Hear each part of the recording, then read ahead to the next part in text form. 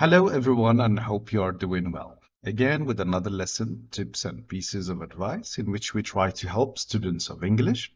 This time, and unlike previous videos, I did not specify on the kind of students we are addressing here. See, although one might think that these videos are about exams, but the fact they are more oriented towards advanced writing. At the end, an exam is just a test for your writing skill, and we know that every student, especially at university level, they all have the exams concerning in which they are going to write an essay. So, as you know, that since it is just a test for your writing skills, you need both the cognitive skills and also you need the mechanical ones to yield a good essay. See, while the mechanical side of writing is the easier part, you just need to follow the rules. For example, how to use punctuation and how to form compound sentences. And you may also need some phonological awareness, rapid retrieval of letters and forms. But in general, it remains easy in the sense that you can get all this in a package of rules. But when it comes to the cognitive side, here things get really bit complicated. First, you need involves complex knowledge. You need verbal knowledge skills. You also need retrieval of words, sorting information. And these can be really complex, and it needs everlasting practice. Now, in today's video, we are going to establish connection between ideas and a question. See, when we are presented with a question, especially in informal exams, the link between ideas is not clear. For example, if you find a question like this, what are the characteristics of ESP? Not much of thinking or not much thinking is required for this question. You simply need to state the characteristics. Even in a form of essays, you are just going to expand ideas. You start with an introduction, of course, in which you give a brief historical background, providing time and context that help the emergence of this method. And you develop your essay, each paragraph dedicated to a single idea. However, that is not always the case. Often we are presented with complicated questions, not in the sense of language, but the logic that binds concepts in a question usually would be unclear. For examples, in today's video, we are going to look at this question. In EFL context, tests, objectives, validity, and washback are closely related. Discuss. I think this was one of the questions in the PhD, maybe last year, Algiers. I'm not sure. Please, can you remind us in the comment section? Now, the problem with this question, it involves few concepts. It's not direct, and we don't have one single idea to discuss. Of course, they are related, but does not help the fact that we have quite few ideas to deal with to link in a single question. Usually this can be very confusing, and it will lead often to frustration. You see that even with a simple question, students usually struggle to write a good introduction. Now, let alone that when you have this kind of question, mostly, and I'm quite sure that people will struggle to write a very good introductory paragraph, often messing things up. Usually that's the case. So what is the solution? Now, the solution I would propose here, as like everything in life, we need to keep everything simple. Let's first look at the ideas that we have in this question. We have EFL context, this is one. We have course objectives, this is the second. Test objectives, validity, washback, and we are closely related. So we need first a way for the preparation, of course, for the exam. We need to define each of these concepts. So let's look at the definitions here. So we start with EFL context. That one refers to a setting in which English is neither widely used for communication among the nation, nor is it used as the medium of instruction. As I told you in my last video, the thing that we need to do always is just to pick these definitions and put them here, just copy paste. Don't think about reformulating, rephrasing at this stage. All what you need is you have to be prepared for the exam, that you know how to define concept.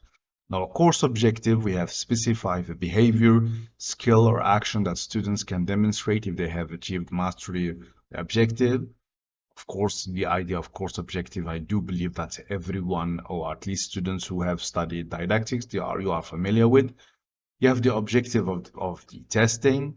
You have the washback. It refers to the extent to which the introduction and the use of testing influences language teachers and learners to do things they would not otherwise do that promote or inhibit language learning. Test validity, and of course, I've repeated that again. Now, as you can see that if we put these all together, we are dealing with didactics. We are dealing with learning and teaching. And then see how these ideas are related. We will see that it is about learning and it's about assessment on the other hand. And what is particular here, we have the idea of washback. This is why we can say that we can start from this idea. Now, the problem here is how can we relate all these concepts? To relate these concepts, you need kind of a logic, a very sound logic that is going to permit you to enter the question. That's usually finding an entry point. Now, finding the entry point is really difficult.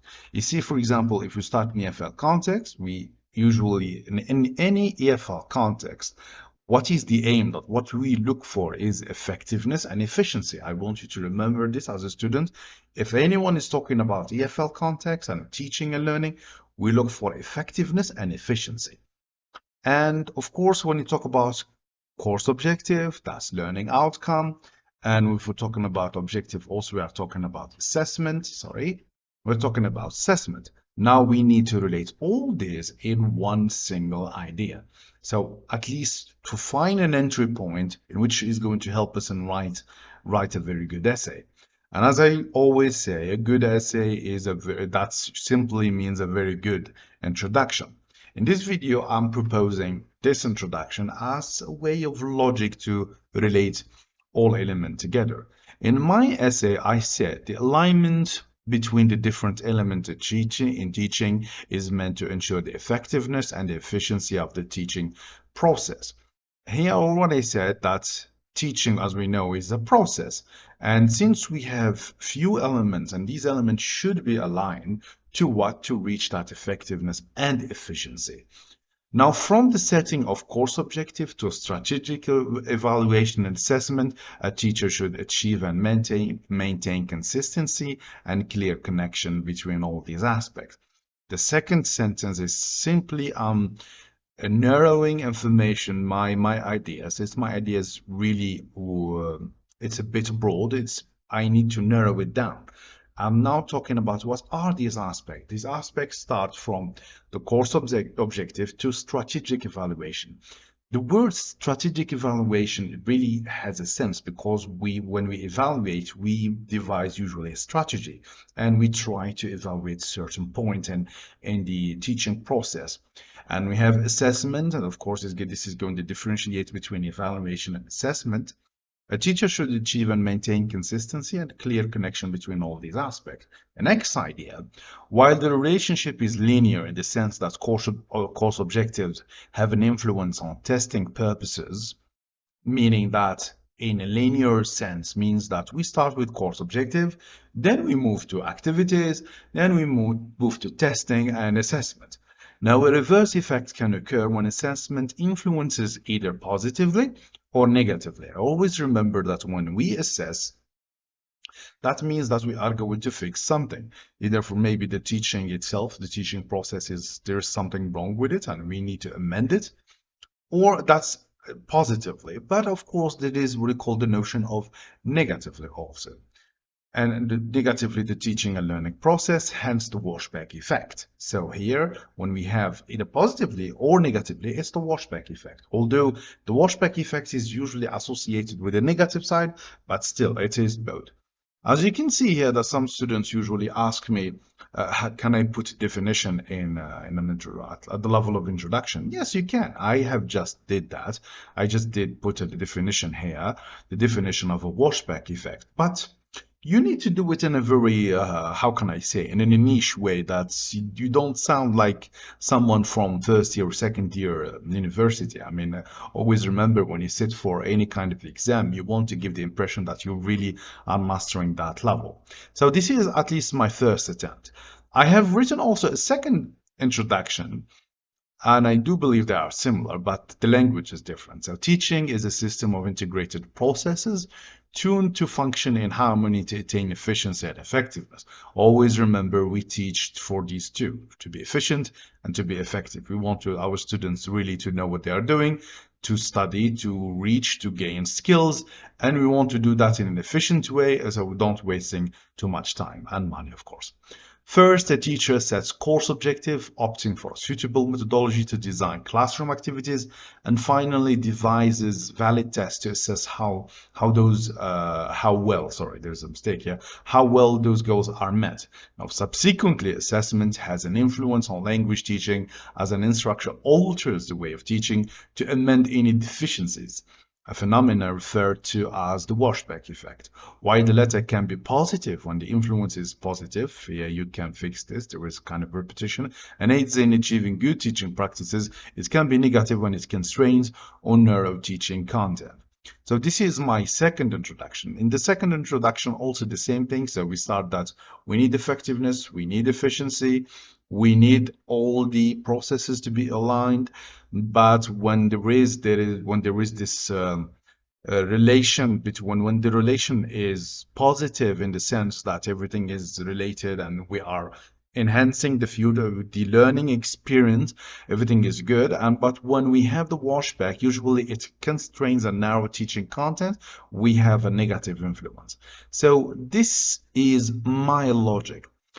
What I'm saying here, this is just a proposing. Of course, always remember with these complex questions, the things are really bit, how can I say? I mean, you can look at the question from different perspective. And of course, this is up to you as a student and the way you think. I do believe that everyone has some kind of sense of critical thinking, and this critical thinking is going to help you to really see the problem from your own perspective. All what you need really that logic, that sound logic that when we read your work, we're really going to understand you. So this is the video. I hope you really enjoyed it. Now, I really what I want you to do, I want you to share with me your introduction. You can write that in my Facebook page or a comment on YouTube. So last, thank you so much, and hope you have enjoyed this video. Please subscribe, please share the page, and see you on my next one. Goodbye.